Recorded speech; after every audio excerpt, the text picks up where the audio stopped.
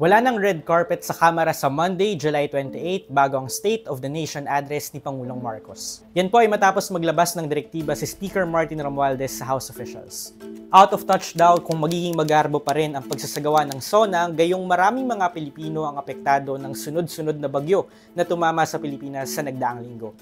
Sabi ni Romualdez, pwede pa rin naman daw magpa-unlock ng interview ang mga mambabatas sa media dahil yun ang nakasanayan. Pero wala ng red carpet, fashion coverage at ceremonial staging. Working session naman daw kasi ang pagbubukas ng Kongreso, hindi siya isang fashion event. Taon-taon na lang nagiging subject ng kritisismo ang mga opisyales ng gobyerno na tila ginagawang plataporma ang SONA para ibalanra ang kanilang mga mamahaling mga kasuotan. Last year nga, tinaasan ng kilay ang Kamara dahil sa ginastos nitong 20 million pesos para sa annual event. This year, hindi naglabas ng figure ang House of Representatives. Sabi ni Congresswoman Janet Garin, posible rin na mabawasan ang bilang ng mga dadalo para mas maging scaled down palalo ang pagtitipon.